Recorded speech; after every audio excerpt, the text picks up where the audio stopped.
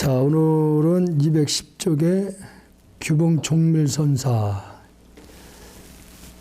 이 종밀선사는 금강경 5가에 이제 등장하는 분인데, 이분이 이제 하엄종, 중국 하엄종 사람이에요. 하엄종은 어떻게 보면 교종이거든요. 교학 위주로. 천태종하고는 교학을 중심으로 해서 만들어진 종파야. 그래서 금강경 5가에 이렇게 5분이 금강경을 이제 설명을 하는 건데, 이분은 뭐 그냥 뭐라 그럴까요? 좀 지나칠 정도로 아주 구체적으로 설명을 해, 디테일하게. 이게 교학적으로 설명을 하려고 그러니까 말이 많아지는 거야. 근데 반대로 그 선사는 아주 간단해. 한두 마디로 딱딱 끝내. 설명이. 규봉 종밀 선사는 말하였다. 비고 고요한 것으로 자기 몸을 삼을지라도, 비고 고요한 것으로 자기 몸을 삼을지라도, 그러니까 자기 몸을 얘기를 하면은 육신이 아니고 마음을 얘기를 할 때 이제 이 설명이 되는 거거든요. 비고 고요한 것은 바로 본래 심체 자리를 얘기를 하는 거죠. 그걸 자기 몸을 삼을지라도 색신을 인정하지 말 것이며, 육신으로 이루어진 몸에 대해서는 인정하지 말아라. 만약에 육신에 대한 집착을 계속하면요, 그게 다시 윤회를 하게 되는 끈이 만들어지는 거예요. 분명히 저 평생을 이 육신에 나라고 생각하며 살았던 경우에는 죽은 다음에도 계속 나라고 생각해요. 육신이 없음에도 불구하고.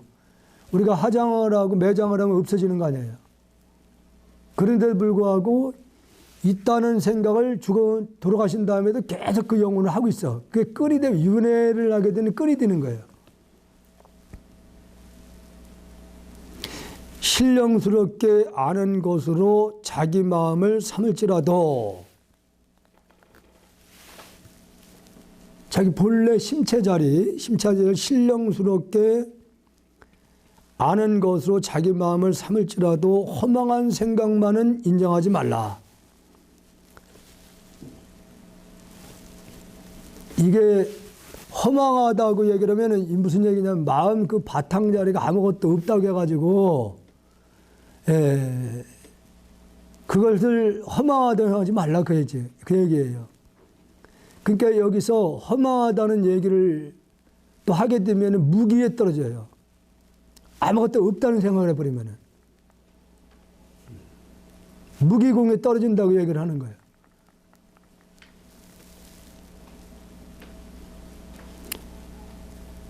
허망한 생각이 일어나더라도, 허망하다, 아무것도 없다는 생각이 일어나더라도 절대로 따르지 않는다면 목숨을 마칠 때에 저절로 업에 얽매이지 않게 될 것이요. 바로 이 얘기예요. 이게 사후에 보면은 중품까지를 극락세계에 가는 분들 보면 다 아직도 나라는 생각을 못 버리고 있어요. 나라는 생각을. 근데 상품에 계신 분들하고는 우리가 대화를 못 합니다. 큰 스님들 같은 경우에도 상품에 계신 분들을 이렇게 언어 소통을 하려면 거기서 딱 끊어져 버려요. 상품의 세계에서는. 근데 중품까지는 거기에 계시는 스님들하고는 대화가 가능해. 그러니까 그 세계에 대한 궁금한 것도 다, 극락세계에 대해서 궁금한 부분들도 다 배울 수가 있어요. 글씨가 어떻게 되어 있고 어떤 공부를 하고 있고 무엇을 하고 있다는 거. 스님하고 이렇게 소통할 수가 있다는. 아니 직접 소통이 아니라 한 분을 이제 통해서 하는 거지. 통해서 그렇게. 예. 그래서 내가 이 백운 그 스님이 경주로 보면 상당히 그 높은 경지에 있는 어른인데 계속 상품에 계시는 거예요. 아주 중품에. 그래서 한 번은 이제 여쭤봤죠. 왜 스님 경주로 보시면은 지금 상품에 계셔야 되는데 왜 중품에 이렇게 계시냐. 그러니까 이제 굉장히 겸손하게 나는 아직 거기까지는 공부가 안 됐다 이렇게 얘기를 하는데 내가 볼 때는 직지에 대한 집착을 하고 있었던 것 같아. 직지에 대한 부분. 왜냐면 당신 대해서 딱 끊겼으니까 이게. 아니, 그 이후로 이렇게 이거를 계속 저기 하는 사람이 없었는데. 뭐 그게 끊어졌어요. 그러니까 백원 스님이 고려 중기 때에 활동을 많이 하셨는데 그 어른이 지금 이 상하관으로 이제 다시 만들어 놓고 이렇게 하신 건데 그때는 이 직지를 내용을 가지고 선의 지침서를 쓰거나 아니면은 강원 같은 데서도 교재를 썼단 말이에요. 그 어른이 돌아가시고 나니까 이게 맥이 딱 끊어져 버린 거야. 그래서 이제 그 상자분들이 은사 스님이 평생을 그래도 교재로 썼던 이 직지를 후대에게 이게 어떻게 이게 남길 수 있을까 고민하다가 금속칼자를 생각을 한 거죠. 근데 금속칼자도 이게 왜냐면은 조판을 짜는 데 있어서 글자를 하나를 다 그 시간 엄청나게 걸렸다는 생각이 드는 게 뭐냐면은 이 한문의 핵 하나씩 다 금속으로 만들어 놓은 거야. 그래서 그걸 조판을 이렇게 짠 거예요. 글자를 만들어 거꾸로 만드는 거지. 그러니까 찍을 때는 거꾸로. 그러니까 그게 얼마나 힘들겠어요. 그러다 보니까 찍는 이게 미는 과정에서 이게 틀어지는 거예요. 자꾸 이게 밀잖아요. 이렇게 할 때. 그러니까 조판을 짜놓은 것이 이걸 자꾸 밀면서 틀이 조금씩 틀어지고 어떤 데는 글자가 일자가 왈자로 바뀌고 그런 문제가 생기니까 한 1년 정도를 찍다가 그것도 많이 찍질 못한 거예요. 한 30여 권 정도밖에 못 찍었다는 거지. 예. 이 금속 칼자본이요. 그러니까 지금 그 시대로 봤을 때는 대부분 문맹이었거든요. 한문을 공부한 분들은 특수층이었어요. 그때 당시에. 그러다 보니까 이게 서민들은 저도 보지를 못하는 상황이었던 거예요. 이게. 주로 스님들만 볼 수 있었다는 거죠. 그러다가 한 1년 정도를 찍다가 이거 안 되겠다 해가지고서 바로 경기도 취암사 거기서 목판으로 찍기 시작했습니다. 목판본으로. 근데 목판도 이거 한계가 있는 게 뭐냐면은 계속 이렇게 밀는 과정에서 이게 떨어지는 거야. 남으니까. 그러니까 그것도 목판본으로 찍은 것도 많이 찍어내질 못했던 거예요. 그러고서는 이게 딱 맥이 끊긴 거야. 예. 그러다 보니까 이게 이 직지라는 것이 후대에 뒤늦게 나타난 거지. 복장용으로도 나오기도 하고 목판용으로. 그러니까 저 전라도 어느 사찰에 그게 복장용으로 하나가 나온 거야. 그게 목판본이었어. 저 전라 어느 그 큰 사찰에서 거기 어느 절인가 거기서 나왔어요. 그러니까 그건 목판본이에요. 그러니까 이 금속 칼자본은 정말로 귀중했던 거죠. 귀했던 거고. 이제 흥덕사지에서 이게 발견이 되면서 이게 이제 세상에 알려지기 시작한 거예요. 그러면서 조계종, 이 청주시에서 조계종에 의뢰를 한 거예요, 이걸. 의뢰를 그 목판본을 가지고 나온 거 있으니까 그걸 가지고 다시 동국대 역경원에 계신 이 한무 경전을 지금 해석하신 분들, 이런 분을 통해 가지고서 이것을 해석을 한 거예요. 해석본. 지금 이게 그겁니다. 목판본이에요. 이게 지금 해석한 거. 그런 다음에 몇 년 전에 이제 각성 스님이 먼저 당신이 그냥 그 한문을 강사니까 그 어른이 다시 이것을 의역을 해서 이렇게 책을 한 권 나왔고, 그리고 무비 스님도 또 그렇게 혼자 의역으로 또 책을 낸 거예요. 이 대중 강의는 한 적이 없던 거예요, 이게.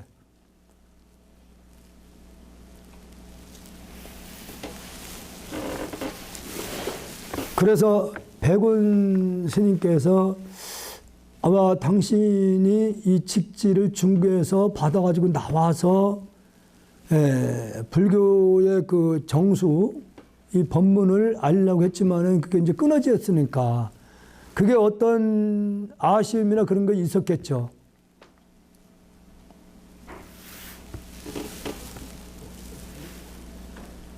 지금 나라는 생각이 조금이라도 남아있거나 또 본래 마음이 주인이 된 생각을 하고 그 모양이 아니니까, 물질이 아니니까 아주 없다고 한다고 하면은 그 무게에 떨어지고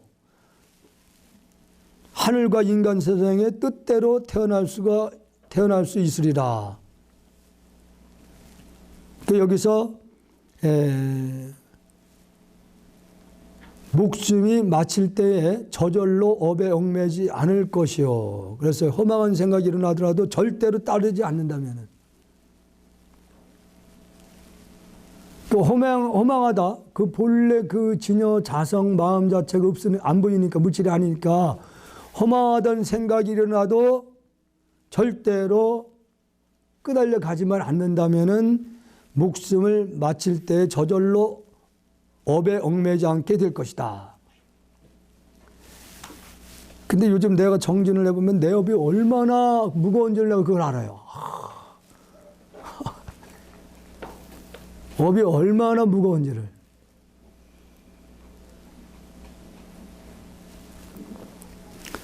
하늘과 인간 세상의 뜻대로 태어날 수 있으려 마음대로 태어날 수 있답니다. 자유인이 되는 것이죠. 이것은 진리를 깨달은 사람이 아침 저녁으로 수행하는 중요한 일이다. 이게 그래서 깨달았다 하더라도 계속 수행을 해야 된다는 거예요.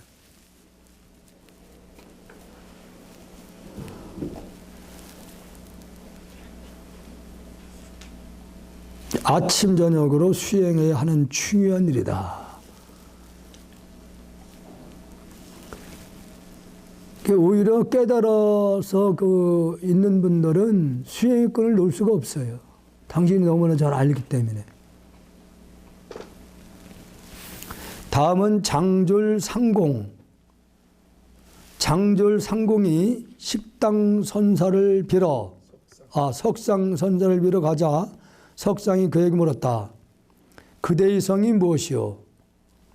이제 이런 부분들, 이 상공, 장졸상공이라는 분하고 석상선사, 지금 석상선사가 장졸상공을 부르면서 그대의 성이 무엇이냐 이렇게 물은 거, 이건 설문답이에요.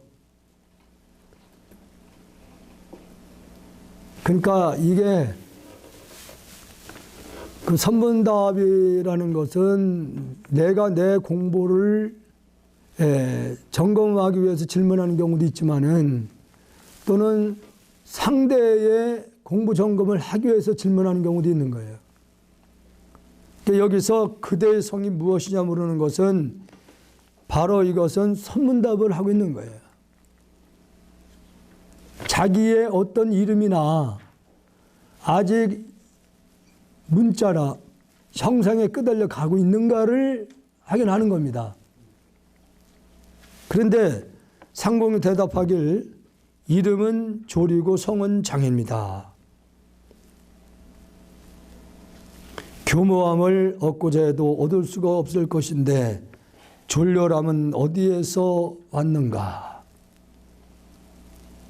그러니까 본래의 자기 여기서는 당신 본래의 성품이 있잖아요. 불성. 그걸 얘기를 묻는 거야 사실은 여기서. 묻는데 장졸은 지금 그 뜻을 모르는 거예요. 근데 이게 두 가지일 수도 있어요. 본래 성을 물었다면 성이라는 게 본래 없잖아. 본래에서는. 근데 여기서 이름은 졸이고 성은 장입니다. 그럼 자기 이름을 댄 거잖아 이게. 근데 이 사람은 대답을 잘못한 거예요. 석상이라는 분이 이름 부를 때 당신 성이 무엇이냐면은 불성을 묻고 있는 거거든요. 여기서 본래 불성을. 그러면 여기서 공부가 됐다고 그러면 주먹을 한 방 날리든지 그러고 돌아서 나가면은 이게 이제 서로가 확인이 되는 거거든요. 전하님 같은 경우에는 어떻게 하겠어요?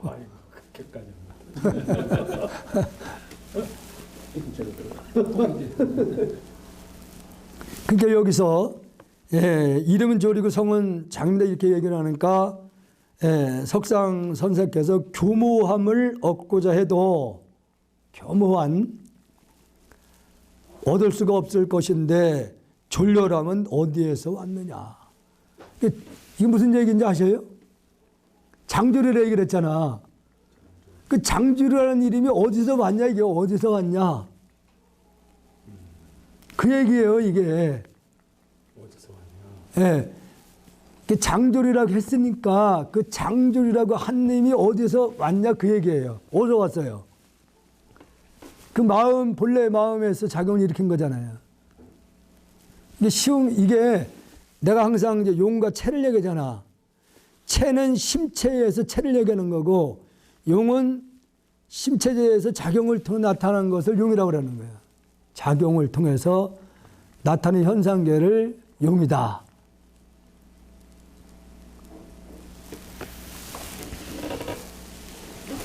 상공은 이 말을 듣는 순간 크게 깨달았다. 이에 개성으로 말하였다.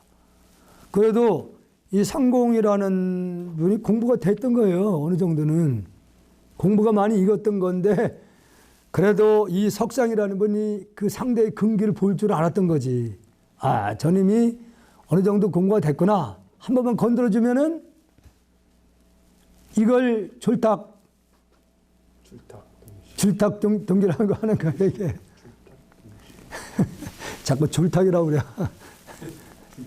줄탁이라. 애미가 알을 품고 있다가 알 안에서 병아리가 나오려고 하는 걸 애미가 판단을 빨리 해야 돼요. 이게 선사가 할 일이야.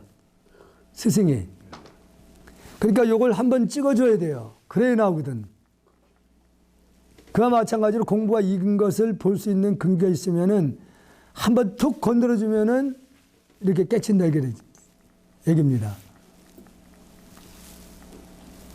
그리고 깨친 다음에 개성을 한번 보겠습니다. 광명이 고요히 온 세상에 두루 퍼지네. 세상 만사가 깨치고 보니까 다 빛이야. 하나의 빛. 범부와 성현 온 생명이 다 한 집이네. 다 하나라는 걸 여기서 아는 거예요.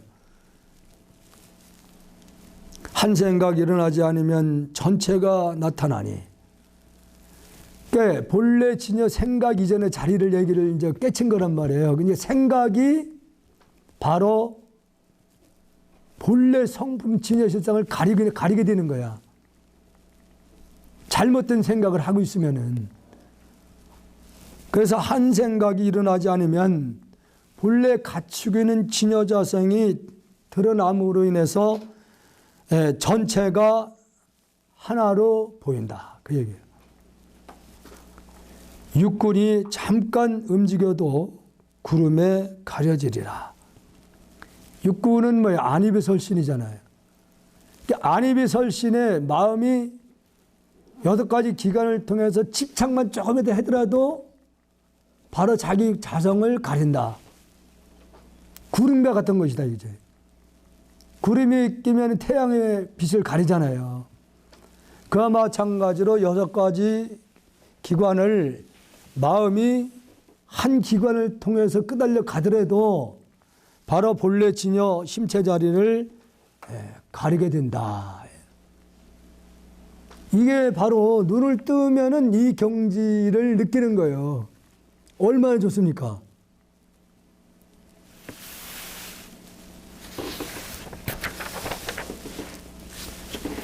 다음 장. 번뇌를 단절하고자 하면 병만 더욱 무거워지고. 이게 눈을 떴다고 해가지고 그걸 끝난 게 아니에요. 그 과거 이미 내가 이제 공부를 조금 해가 계속 맑아지다가 어느 날 탁 눈을 떴는데, 눈을 떴다는 얘기는 무슨 얘기냐면은 구름이 잔뜩 껴 있어요. 낮에. 근데 구름이 껴 있는 상태에서 구름이 약간 틈만 생기면 그때 빛이 쫙 비치잖아요. 그 틈을 통해서. 한번 맛을 본 거야. 그 맛을 본 거에 지나지 않아요. 근데 업은 그대로 남아있어. 구름은 그 중간 사이에 꽉 차 있어요. 그게 업이야.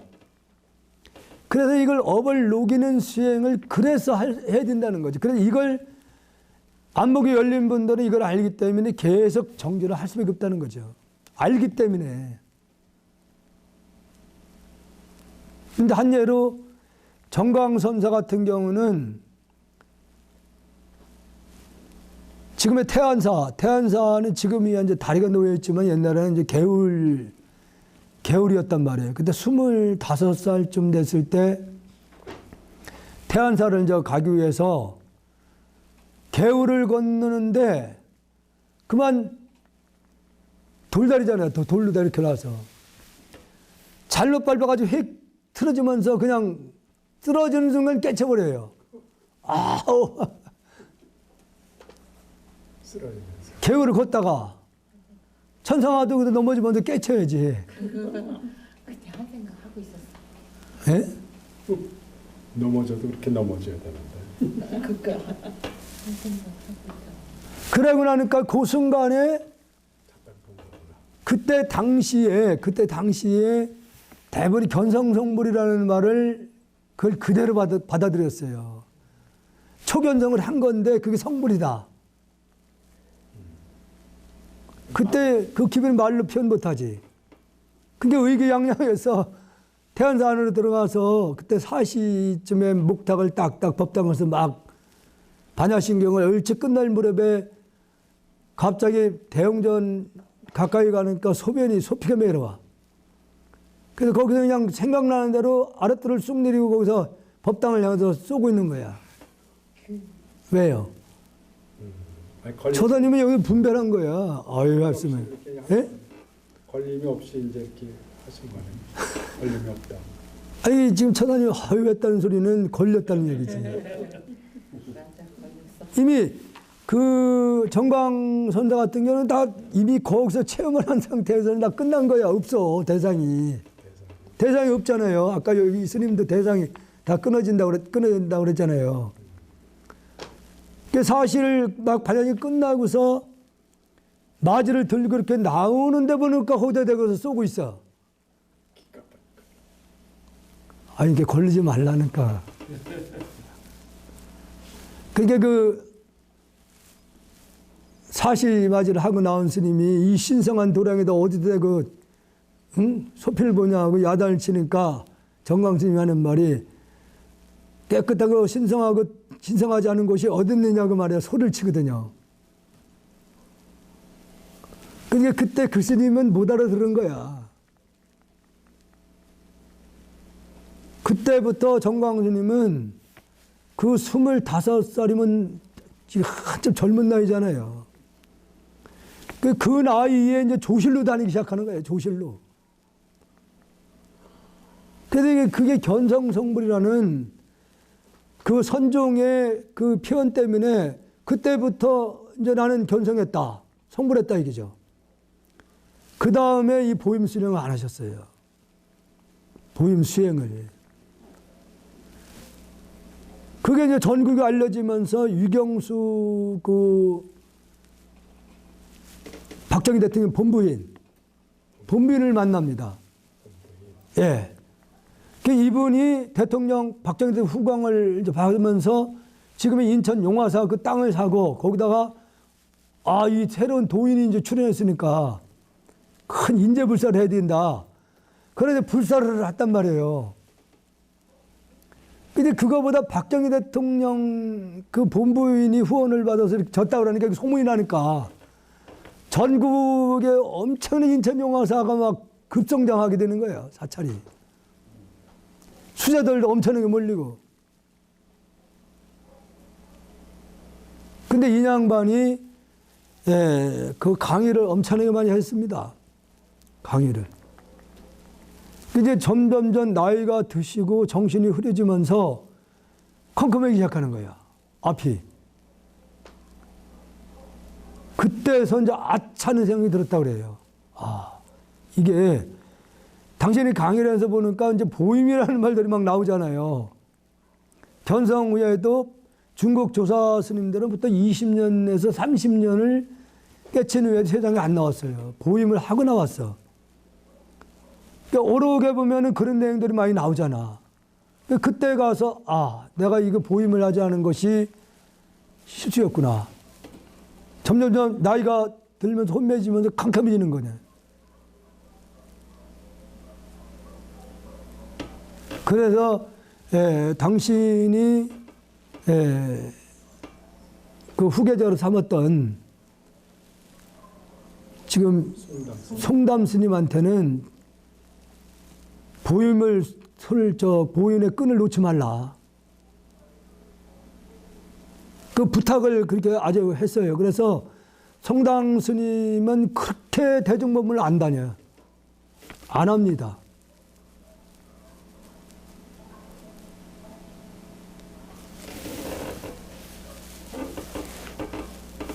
그래서 초견성을 했다고 해도 그 공부가 끝난 게 아니라 과거 수억겁으로부터 지어오는 업은 그대로 남아있단 말이에요. 그걸 녹이는 수행을 이게 일생 이생을 통해서 해결되는 게 아니라는 거죠.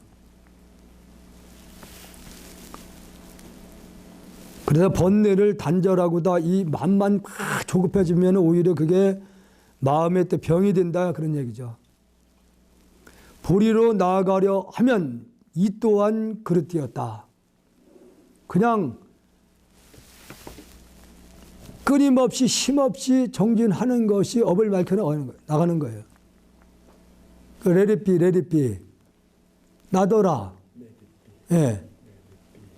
그냥 놔두면은 순리대로 자연적으로 풀린다.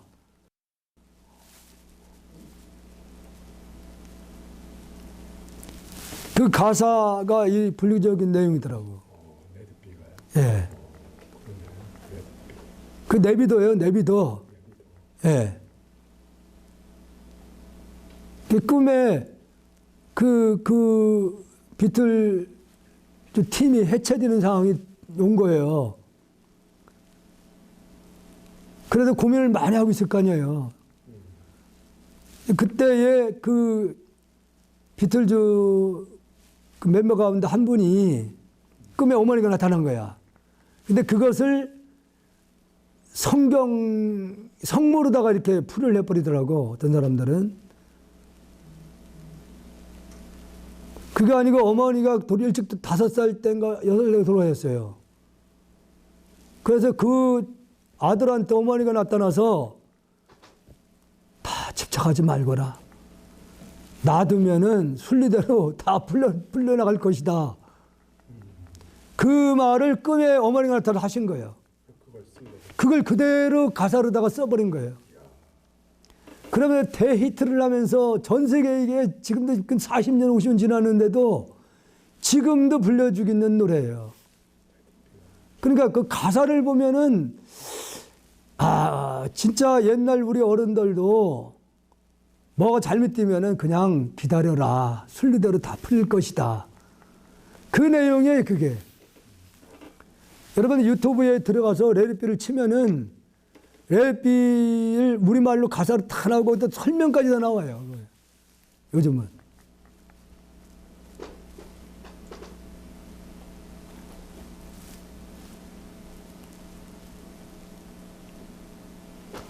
그 가사 중에 이제 트러블 마더 메리라는 말을 그것을 성모 마리아로다 이렇게 설명하는 분이 있어요. 근데 이제 거기에는 그게 성모 마리아를 뜻하는 거지만 실은 이 장욱한 어머니다. 어머니가 꿈에 다 나타나서 아들이 걱정하니까 다 그냥 놔둬라. 순리대로 다 풀릴 것이다. 그 내용이에요.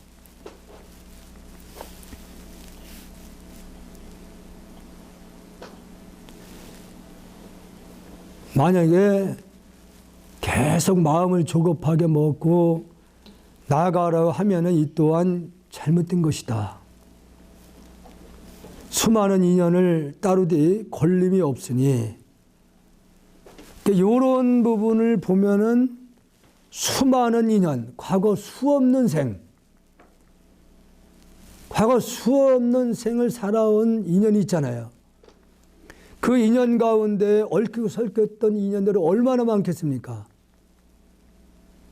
그냥 순수하게 따르라. 예? 따르되 걸림이 없으니 그냥 따르라. 이 무슨 얘기냐면 집착하지 않으면은 순리대로 풀려간다.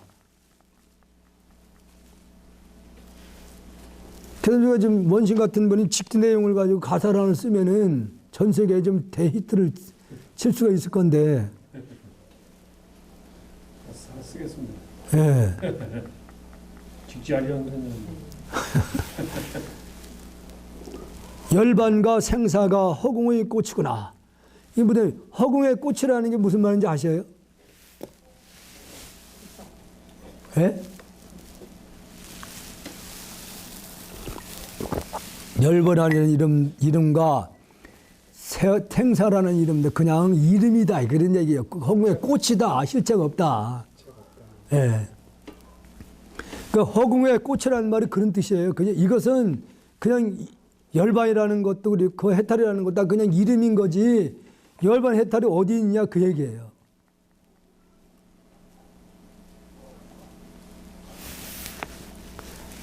다음은 운문문헌선사. 역시 운문선사도 중국 역사 선종사에서 보면은 상당히 그 권식을 하도가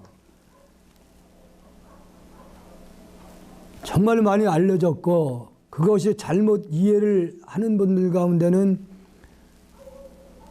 이게 불교 부처는 똥막대기란다 하는 식으로다가 해자되기도 했습니다. 운문 스님이 어떤 스님에게 물었다. 광명이 고요히 온 세상에 고로 퍼진다는 말씀이 어찌 장절상공의 법어가 아니겠는가? 이게 장절 스님의 이게 법이라는 거죠. 법. 말씀을 한.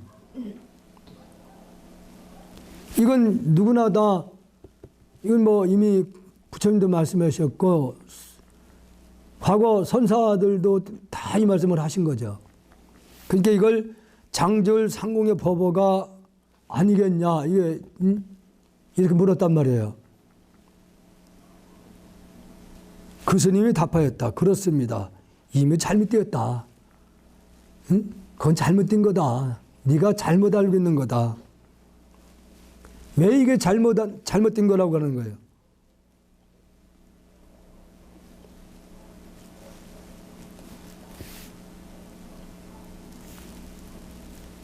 장절상공의 법이라고 했는데 왜 이게 잘못된 거예요? 그게 장절상공의 말이라고 하면은 이게 허튼 소리잖아. 허튼 소리. 예? 그러니까 앞서 허공의 꽃이라는 말도 이 광명이 고이 온 세상이 고로 퍼진다. 이 역시도 허튼 소리예요. 이게. 진여 실상에서는 여기서 광명이 어디 있고 고요한 게 어디 있어?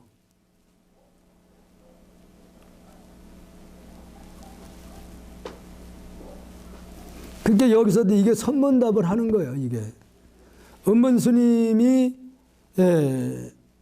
그 한 스님에게 이 점검을 하는 거예요. 점검을. 아, 이님이 문자에 끄달려 가는가, 형상에 끄달려 가는가, 말에 끄달려 가는가를 점검을 하는 거예요.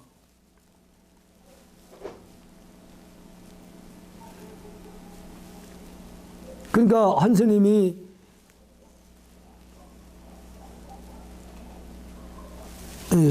저 은문 스님이 이제 이렇게 물은 거지. 강명 고유온수행 고려 퍼지는 말씀 어찌 장절상 법어가 아니겠느냐. 그러니까 그게 맞다 그런 거죠 이게. 그게 어떻게 이건 허튼 소리지 어떻게?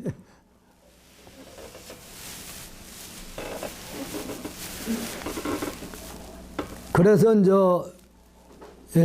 공부를 하는 과정에서 그래서 먼저 눈 밝은 선지식이 항상 필요하다는 거죠. 자기 자신을 그래서 아까 선지식을 자꾸 챙겨내서 점검을 하라는 뜻이 이런 뜻이에요. 나보고도 페이스북에 치면 올리니까 그 스님 한 분도 자꾸 점검을 좀 받아야 되지 않느냐. 이렇게 자꾸 그걸 올리더라고.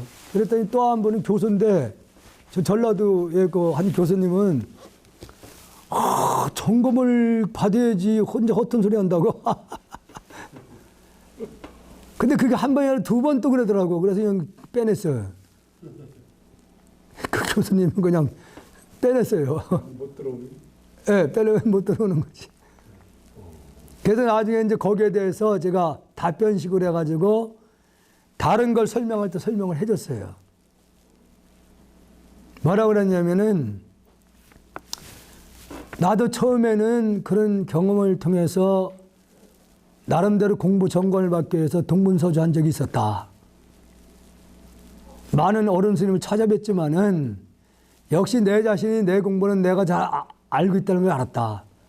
내가 경계에 끄달려 가고 안 가는 일은 내 자신이 너무 잘 알고 있는 거 아니냐. 그럼 공부가 안 된 거 아니냐. 그래서 더 이상 누구로부터 점검을 받고 그 괜히 이름 팔아먹는 빼가 안 된다. 그냥 누구로부터 인가가 됐다고 해서 이름 팔아먹는 거잖아요. 이 말씀을 성철 스님이 하셨고 청화 스님도 이 말씀을 했어요. 그러니까 성철 스님도 한 번도 인가를 안 해줬어요. 와서 수없이 인가를 받고 왔지만은 인가를 안 해줬어요. 청화 스님이 역시 그랬습니다. 너무나 자기 자신이 아는 거야. 공부가 되고 안 된 것은. 아니 그런 분들은 이렇게 대화해보면 깨쳤다는가 그 점검해줄 수가 있는 위치에 있는 분인데도 그게 왜 안 되는 거냐면은 지금 원어민 강사 같은 경우에 이게 학원에서 원어민 강사를 채용을 할 때 이렇게 말로 영어를 잘하는 거 분이라고 가지고 쓰면 실수한다는 거예요. 그렇게 왜요? 왜냐? 영어는 미국 거지들도 영어를 하는가? 미국 거지들. 그런데 문장을 쓰라 그러면 못 쓴다는 거야. 이 사람은 아니라는 거지.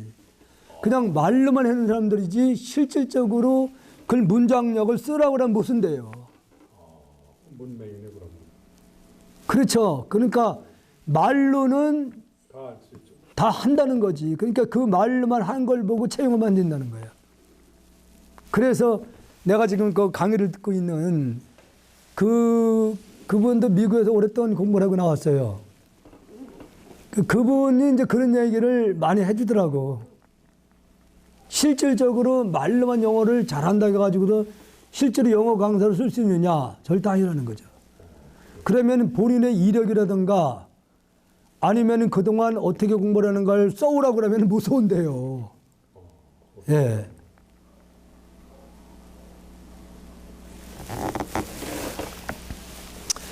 다음은 향엄 지한 선사. 향엄 선사가 말하였다. 작년의 가난은 가난이 아니었으니 금년의 가난이 비로소 가난이다. 작년에 송곳 세울 땅이라도 있었지만 금년에는 세월 쓴 곳조차 없구나. 이게 재미있습니다. 이 표현이. 작년의 가난은 가난이 아니었으니. 이게 무슨 말인 것 같아요?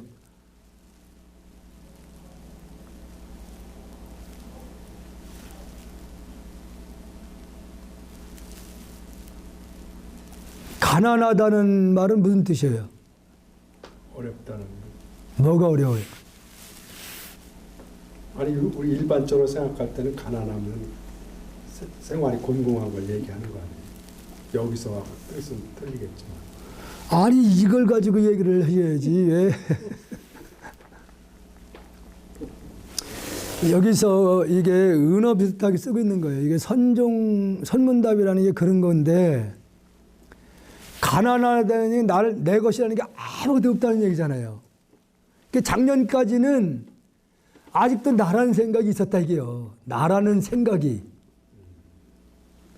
그래서 작년을 가난은 가난이 아니었다 이 말은 무슨 얘기냐면 작년까지는 아직 내가 나라는 생각이 남았었다.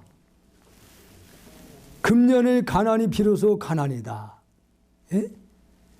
나라는 생각이 다 끊어진 거예요. 그걸 표현하고 있는 거예요, 여기서. 작년엔 송골세월 땅이라도 있었지만은 나라는 생각이라는 것이 있었지만 금년에는 세월 송곳조차 없구나. 예? 그 어느 것도 형체가 다 끊어졌으니까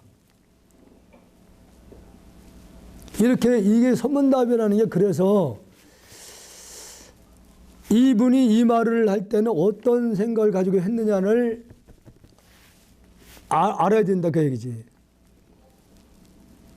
앙산이 말하였다. 사형에게 열에서는 인가하겠지만 조사서는 꿈에서도 보지 못하였소. 이게 아마 위산 향엄선사하고는 아마 이제 사형사정 같은데 여기서 열에서는 부처님이 말씀하신 논리고 조사서는 달마 스님이 말씀하신 하나라는 생각도 있으면 그건 아니에요. 하나라는 생각만 있어도 바로 그것은 아직 깨침이 아니다. 근데 왜 열에서는 인가하겠지만은 이론적으로는 이해하겠지만은 조사서는 꿈에서도 보지 아직 조사서는 모르고 있는 것 같습니다. 이걸 왜 그랬을까요? 지금요 상암선사가 아직도 작년에는 송곳 세월만 곳이 있다. 올해는 없다. 뭐에 집착하고 있는 거예요? 예? 있다? 없다는 생각에 집착을 하고 있었기 때문에 조사선에도 용납이 안 되는 거예요. 있다 없다는 생각을 하면 용납이 안 돼요. 그래서 열애선에서는 논리적으로는 맞지만은 조사선에는 아직도 있다 없다는 생각이 남았으니까 아직 아니다.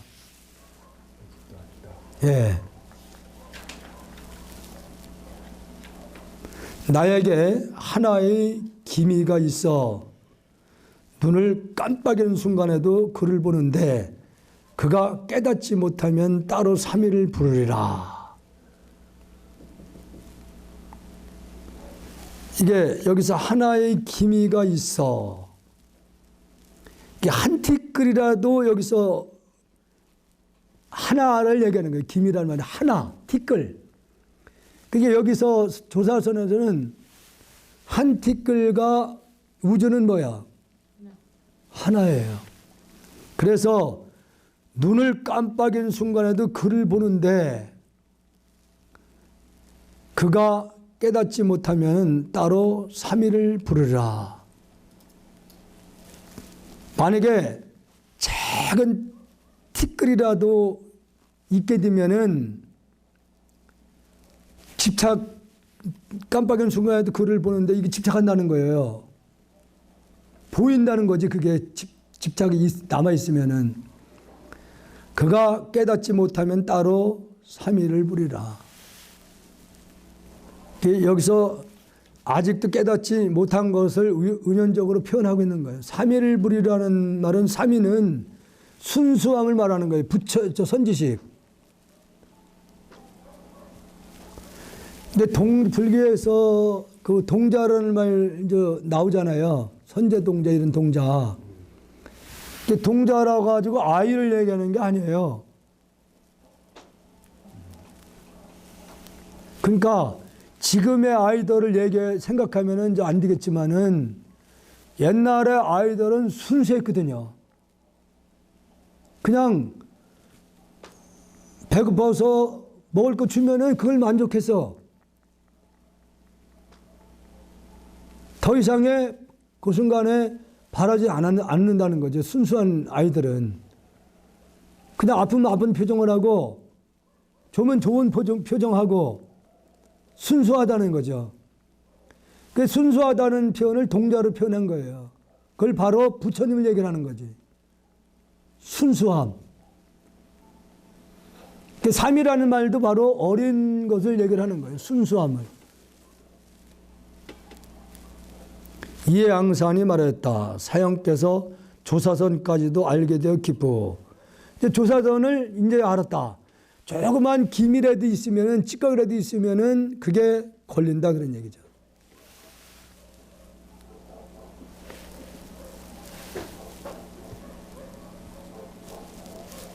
다음은 도선사.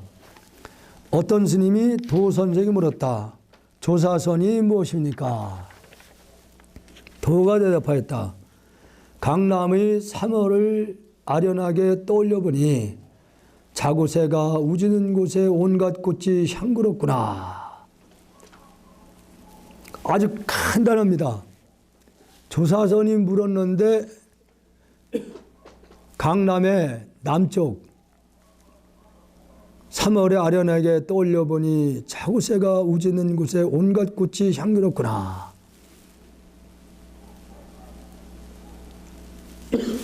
이게 뭘 의미하는 거예요? 우리 거사님.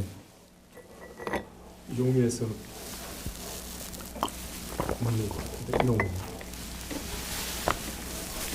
그렇습니다. 조사선은 조사 스님이 전한 선법을 얘기하는 건데, 조사선에서는 앞서 설명드렸듯이 문자 언어 경계가 다 끊어진 자리, 입을 띄면 그르치는 자리예요. 그 자리를 사실은 조사선이라는 게 따로 없잖아. 조사선이라도 그 자리에서 맞지 않는 거니까. 그러니까 이 답은 용어로 다 그냥 말을 한 거예요.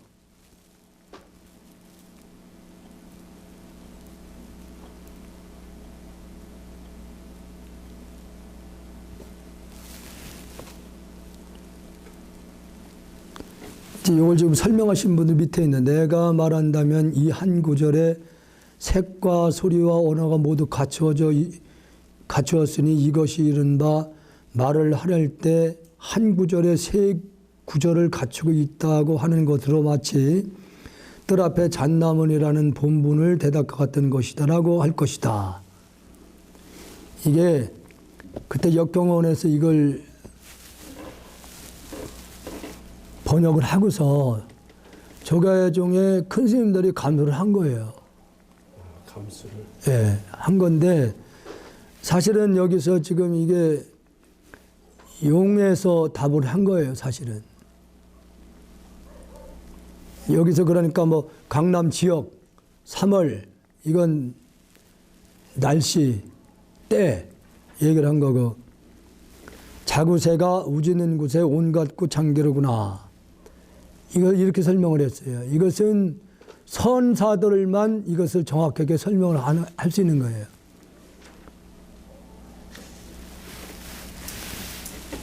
다음은 백운 수단.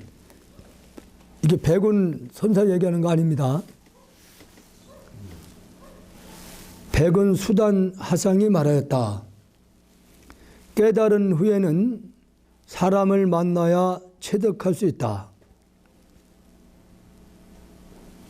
예, 여기서 사람을 만나야 체득한다는 이 말은 깨달은 다음에는 내가 깨달았다 생각하면은 선지식을 챙겨야 된다는 거죠. 예, 그러니까 이게 무슨 얘기냐면은 그냥 자기 나름대로 아, 이게 깨달음이다 착각하고 그거에 그냥 만족하는 경우가 있단 말이에요. 만약에 나 같은 사람도 영웅 스님을 만났기 때문에 아, 이게 아니었구나 해서 다시 재발심을 하는 경우가 됐어요. 사실은. 영웅 스님을 만나서 말씀을 가만히 이렇게 들어보니까 체에서는 확실히 체험을 한 것 같은데 용에서 걸린다는 말이 그게 아까 얘기했던 내가 아직도 업이 많이 남았다는 거. 형생이 끄달리고 말에 끄달려가고. 이게 아직 용에 끄달려가고 있다는 얘기죠. 분별하고 있다는 얘기잖아. 그 말을 듣는 순간에 그때 아, 그렇구나. 그래서 이게 아니었구나 하는 생각이 들어서 다시 또 수행의 끈을 놓으면 안 되겠구나. 이게 만약에 내가 그렇지 않으면 그걸 기구망정하게 그때 그게 다 공부 끝났다고 착각했을 거예요. 그게 아니라는 거지.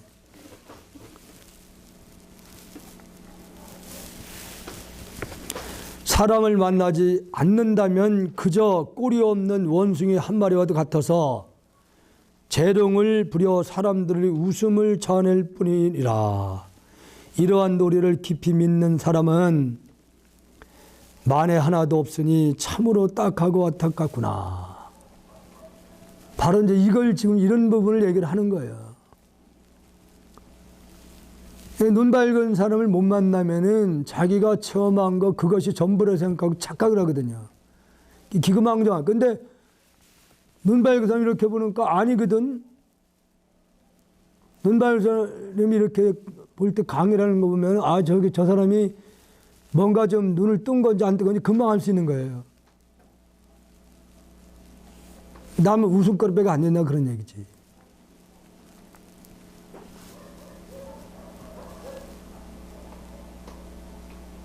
그게 옛날에 성철 스님이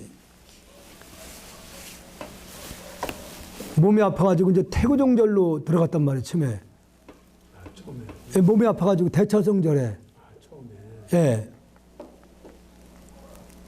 그래서 일단 몸이 아파서 들어갔으니까 그 대처성절에 들어가서 방안을 얻어서 거기서 이제 책을 보다가 정진을 해본 거예요.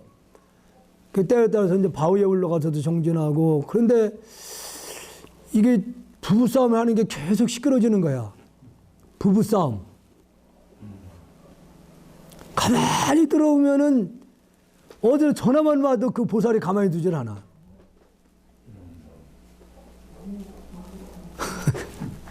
그래서 그 성철 스님을 떠납니다. 아, 이거 아니구나. 그 나름대로 이제 또 어느 절에 들어가서 거기서 정진을 하다가 깨치게 됩니다. 그때 나이가 20몇 살 때였어요. 그래서 이제 전국 선지식을 친견하러 다니기 시작하는 거예요.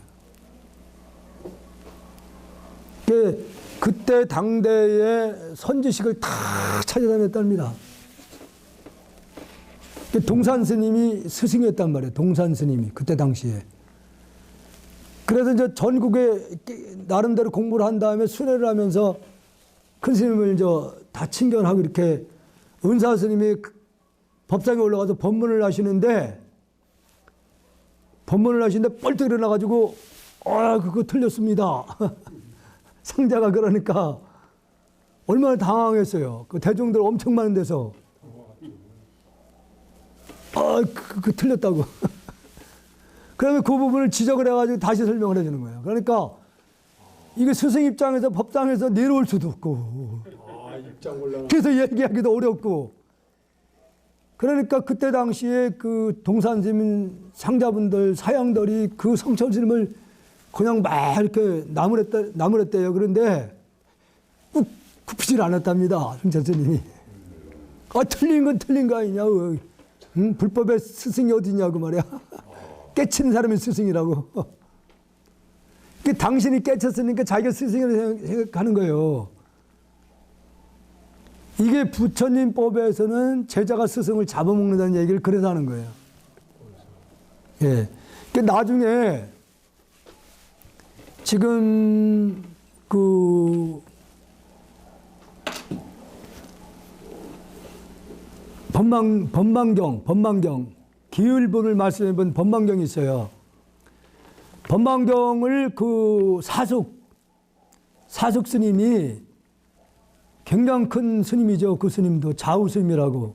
아니 자뭔데 이 스님이 조금 한 번이 딸린 거야. 그래서 조카를 찾아가서 내가 한 번 실력이 좀 부족하니까 자네가 좀 이거 좀 저 음역을 해달라, 풀이를 해달라 그러니까 삼배를 하시오.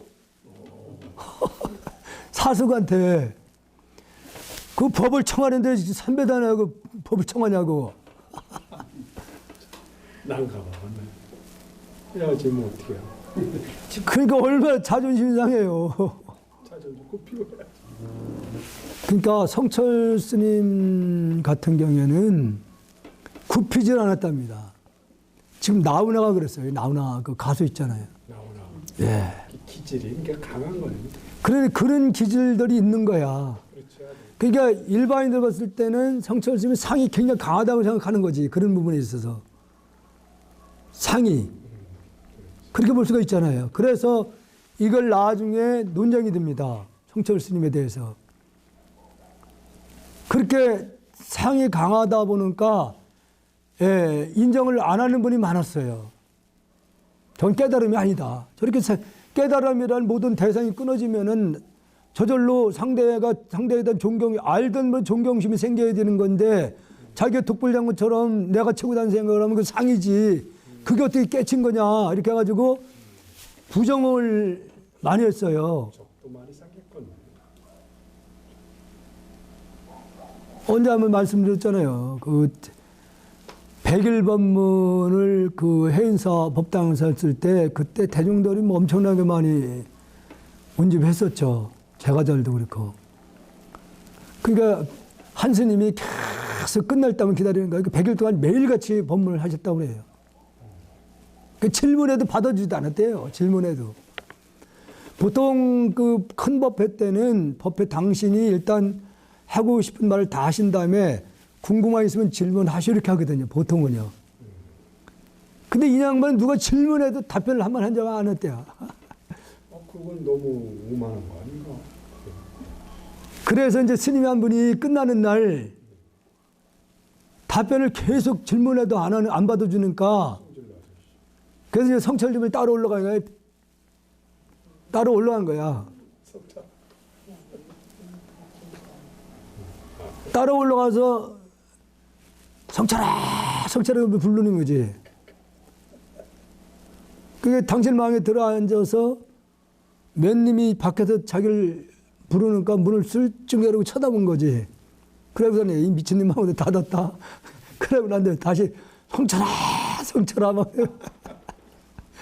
부르니까 가만히 있다가 계속 성철아 하니까 문을 발로 팍 차고 열어나오면서 뛰쳐나오더니 맨발 뛰어나오더니 그 후원에 장작 개비를 하나 들고 와가지고 머리통을 싹 내갈리더라는 거지.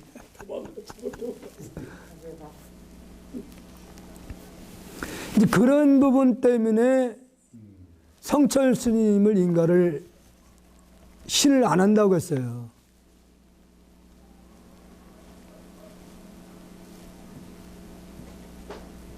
그래서 그때 당시에 성철 스님이 이제 종종 겸 해인사의 방장으로 계셨잖아요. 자연스럽게 그 방장 소임을 해암 스님이 하셨어요. 해암 스님이 또 종정도 하셨잖아요. 그러니까 방장을 하셨는데 나중에 그런 것이 논쟁이 되는 거야. 어떤 논쟁이 되겠냐면은 성철 스님이 이제 두 분을 불러서 법전 스님하고 해암 스님을 불러서 나를 신하느냐 그렇게 물은 거예요. 그랬더니 법전 스님은 싫어하는. 신합니다. 아니 믿느냐 내 깨달음을 인정하느냐 그 얘기지. 근데 해암 스님은 신하지 못하겠습니다 그랬어요. 반반이네. 예. 그러니까 해암 스님은 성철 스님의 그 도를 인정을 안 한 거고 법전 스님은 인정을 했어요. 그래서 그게 뒤늦게 이제 뒤집어지면서 싸움이 생긴 거예요. 문중 싸움이. 나면서 해암 스님이 방장으로 밀려나가요. 방장을 밀려나가고 법전 스님을 방장으로 모십니다. 추대합니다. 그런 일이 있었어요.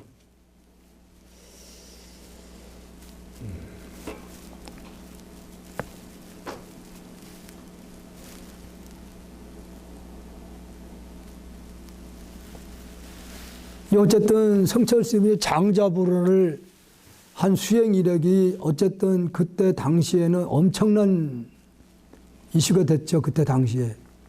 그러니까 그게 10년 장자불허를 하신 것을 그게 이제 일본까지 전해지면서 일본에서 생불이라고 그렇게 칭송을 했어요. 성철 스님은. 그러니까 정말로 생불이라고 이렇게 이제 알려지고 했으니까 일본은 차문화가 굉장히 어떻게 보면은 이 사찰의 수행자들에게는 수행의 일부를 본 거예요. 참 하시는 걸. 그러니까 일본의 스님이 두 분이 성철 스님한테 내가 생불이 계신다고 그러니까 차라도 대접 공양을 좀 해드리겠다. 차 공양이라도. 그러니까 두 스님이 찾아왔어. 그러니까 일본에서 왔다고 그러니까 남들은 뭐 성철 스님이 오국회를 통달했다는데 그게 아니거든요. 책은 많이 보셨는데 5개국을 완전히 뭐 이렇게 대화를 할 수 있는 영지는 아니라고 그래요. 그러니까 가만히 두 스님이 와서 차를 다리고 하는 모습을 이렇게 지켜보는 거야. 보니까 얼마나 정성을 들이는지 몰라. 근데 성철 스님 눈에는 아주 그냥 아주 그 별거 아닌 거 아주 집착하는 게 눈에 보이는 거야. 예? 그 왜 차를 다리는데 저렇게 집착을 하냐 이거지. 그 나름대로 정성을 들여 두 손 이렇게 따라 올리면 쪽 마시고. 그 일본은 차 마시는 도가 있어요. 그래서 도라고 그러는 거예요. 먼저 차를 딱 두 손으로 해서 향기를 먼저 느껴본 다음에 이렇게 조금씩 이렇게 마시는 것이 그게 차의 도예요. 그런데 그냥 따로 한 손으로 쭉. 그게 일본 사람들 당황하는 거지. 또 따라주면 휙 소주 마듯이. 서로 생각하는 게 다 틀린 그렇죠. 그건 어떤 문화라고 봐야 돼요. 그것도.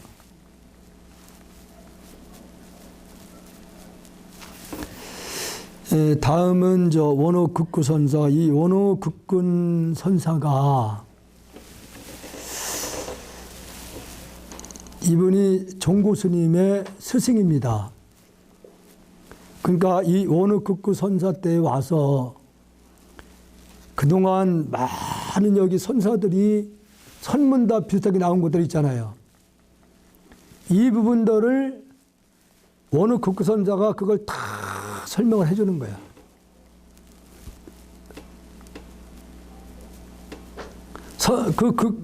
다 설명을 이렇게 풀이를 해주니까 그걸 이제 기록하는 분들이 있었죠. 그러니까 더 이상 별 게 없다 이거지. 다 이해가 되니까. 이때 어떤 문제가 생기냐면은 문자 반야라는 말이 나오기 시작한 거예요.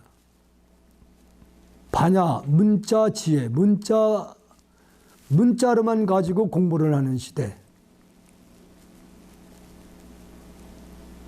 이제 직접 실천하는 수행자가 이제 없어지는 거예요, 여기서. 그래서 이제 나중에 뒤에 종고 선사가 이건 아니다. 그래서 그것을 불태버립니다. 불태버리는데 어떤 분이 불을 막 책을 다 옛날에는 비켜 쓴 거 아니에요. 다 기록해서. 산더미에 쌓아놓고서 다 수집 걷어들여가지고 태우는데 한 분이 몰래 한 권을 빼돌려요. 그 빼돌린 게 지금의 벽암록이나 전동력에 나와 있는 내용들이에요. 그 남아있는 게. 지금 우리는 우리말을 있으니까 우리말 하지만 그때는 한문을 가지고 이렇게 얘기를 했으니까 한문으로. 성경도 유사한 겁니다. 지금 성경이 그래서 남았던 거예요. 그 성경이 지금 그것도 견해 차이인데 지금 이라크 쪽에서는 그 기독교에 대한 반감이 굉장히 심합니다. 이라크 쪽에서는. 예수가 원래는 불교 쪽에 와서 공부를 하는 과정이 나와요. 13세부터. 부처님 공부를 하는데 굉장히 뛰어난 거예요. 머리가 총명한 거야. 그래서 어느 정도 이제 막 성장하고 그러니까 굉장히 논리정연하고 그러니까 이제 그 스승이 한 분이 가만히 보니까 자기 머리 위에 앉게 생겼어. 그래서 어느 날 그 20대에 가까이 됐을 때 비밀리에 그 예수를 처단하려고 합니다. 죽이려고 그러는 예, 없애려고. 그러니까 그때에 그 한 스님이 그걸 몰래 가서 그 사실을 전해줘요. 당신을 해치려고 하니까 빨리 피해라. 근데 이미 그때 예수를 따르던 분이 상당히 많았어요. 일반 제자들도 많이 생긴 거야. 그래서 밤에 몰래 그 제자들과 함께 빠져나갑니다.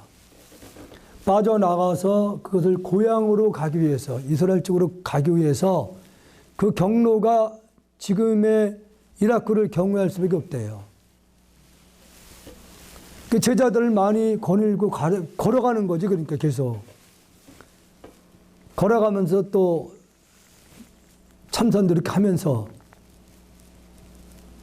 상당히 경지가 상당히 높았던 거예요.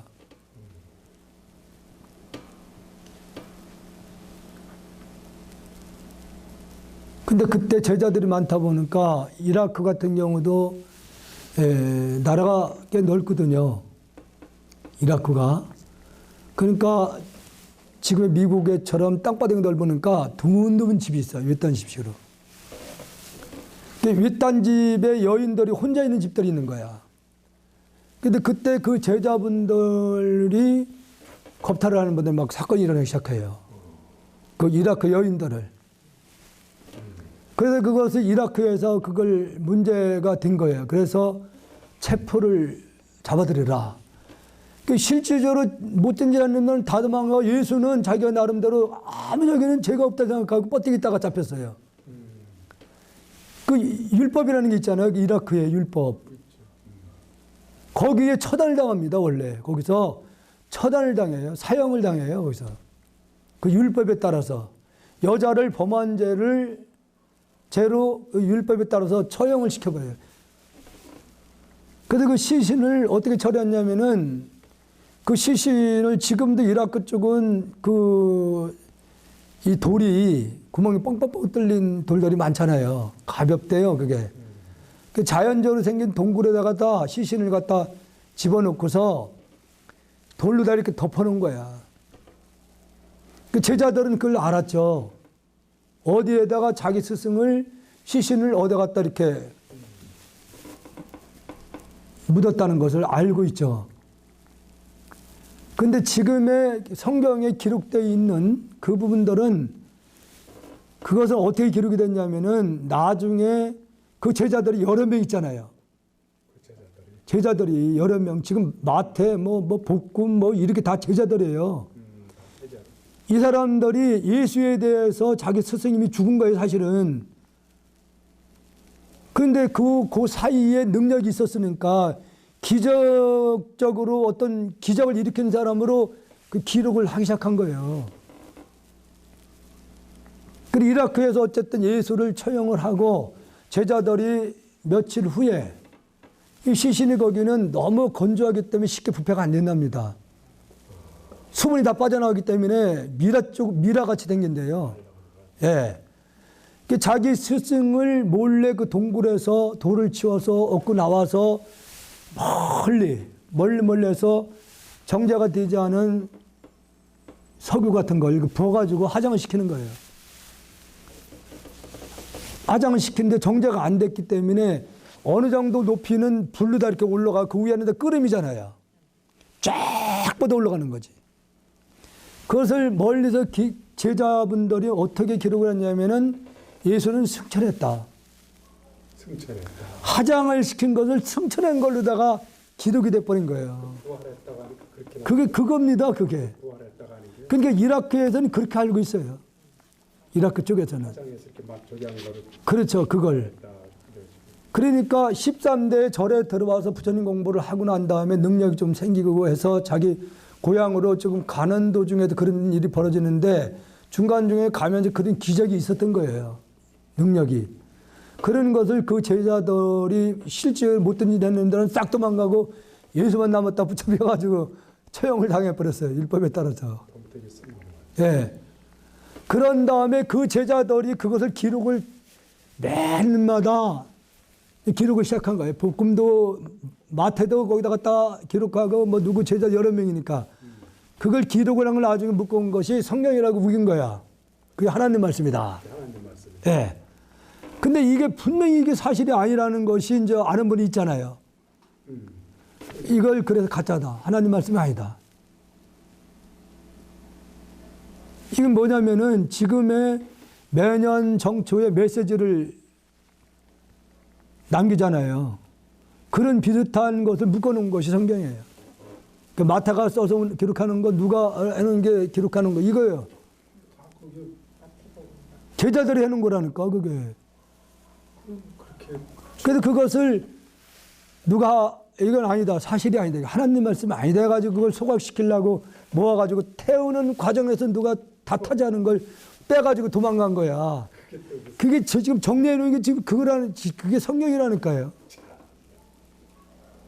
그러면 이라크 쪽에서 봤을 때는 아주 웃긴다고 하는 거예요, 지금 기독교 쪽이. 그러니까 이라크는 당한 쪽이 돼버린 거 아니에요. 자기 그 조상들이, 여인들이. 당한 건데 그쪽에서 봐서는 이건 아무것도 아닌 거지. 이건. 그러니까 제자들이 그래서 이게 지금의 역사라는 것이 어떤 성향을 가진 사람이 기록하냐에 따라서 이게 역사가 바뀌어요. 지금 여당, 야당을 놓고서 여당 쪽에 기록하는 거하고 야당이 기록하는 게 뒤집어지는 거예요, 이게. 그럼 야당에서 기록하는 걸 보면은 지금 여당 쪽에는 아주 나쁜 놈들이지. 다 빨갱이고. 그렇죠. 그렇게 기록이 되는 거라니까, 이게. 양면성. 그러니까 우리 신라 때나 그 기록이 보면은 삼경유사나 아니면 이런 스님이 기록한 것이 삼경유사인가? 예. 그리고 또 다른 분이 기록한 게 있어요. 틀립니다, 이게요. 틀려요. 스님이 본 견해에서 기록한 역사가 있고 아니면 일반인들이 본 견해에서 기록한 게 틀린 거 틀려요.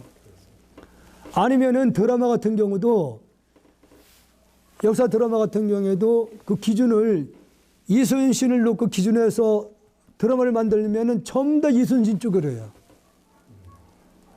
근데 나중에 이제 그 기록을 누가 또 한 분이 있어서 그걸 가지고 또 드라마를 또 이렇게 나온 적이 있었어요. 그걸 보면 틀립니다. 그래서.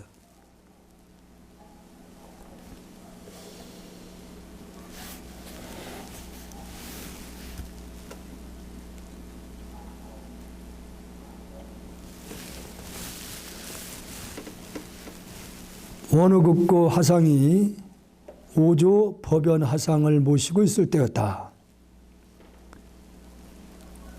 친제형이 벼슬을 그만두고 촉으로 돌아가다가 우연히 산세에 들려서 돌을 물었다.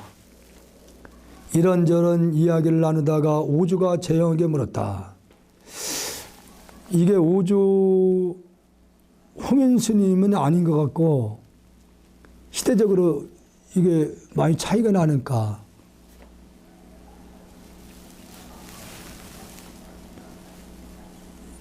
이게 오주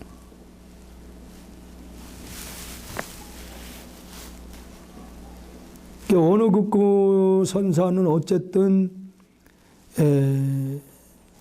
아까 말씀을 드렸듯이 그 설문답에 대한 부분들을 아주 적나라하게 설명을 해주었던 분입니다. 상당히 해가 맑은 분이죠. 이런저런 이야기를 나누다 오주가 재영에게 물었다. 여기서 재영은 진제를 얘기하는 겁니다. 진제. 그대는 소염시를 읽은 적이 있어. 이 소염시는 그 여자 누구예요? 그 꽃도 있죠? 무슨 꽃이야, 그거? 지금도 그 상징적으로 그때, 예? 양귀비. 원래 양귀비에 본 남자가 있는 걸 그 왕이 너무나 이쁘니까 첩으로 삼은 거예요. 그것을 책으로 만들어 놓은 것이 소염시라는 책이랍니다. 소염시에 읽은 적이 있어.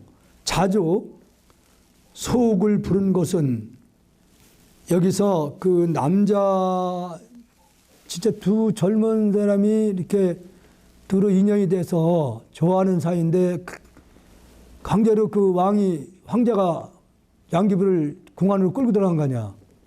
별 땅을 준 거지.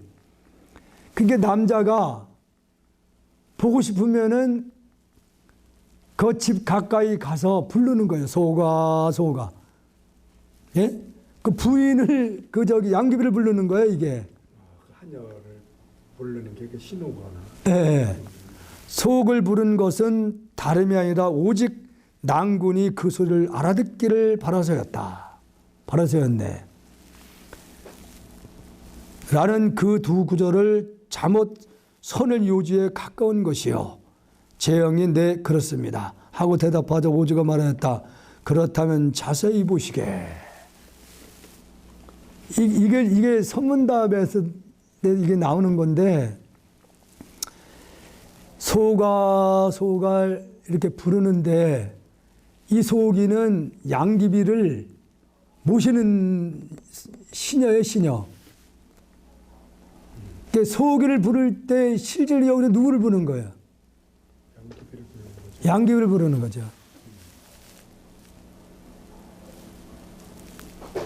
그래서 이 부분은 지금 말을 하고 듣고 하는 그님이 누구냐 이거지.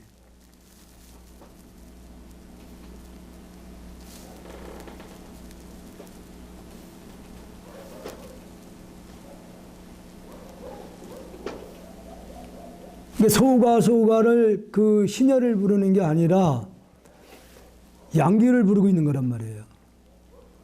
양귀비를. 그러니까 우리가 뭐 연보를 하든지 뭘 하든 간에 그냥 소리로 관세음보살 관세음한다 해가지고 관세음보를 뭐 이주라는 관세음보를 부르는 게 아니라 자기 본래 마음자리를 부르고 있다 얘기죠.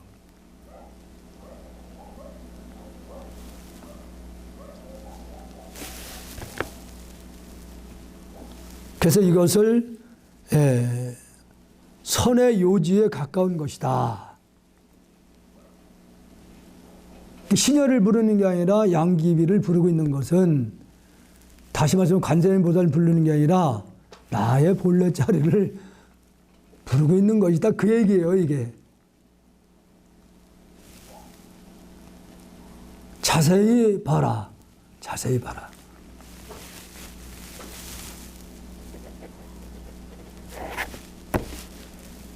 다음 오늘 여기까지.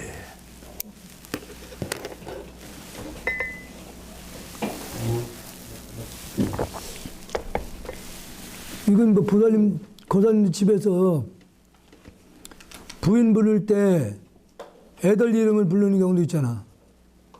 그렇지, 애들 이름 부르지. 그러면 알아차리잖아요. 아, 이게 나를 부르는 거구나. 예? 그렇지, 애들 이름 부르지. 그게 그 얘기예요, 지금 여기.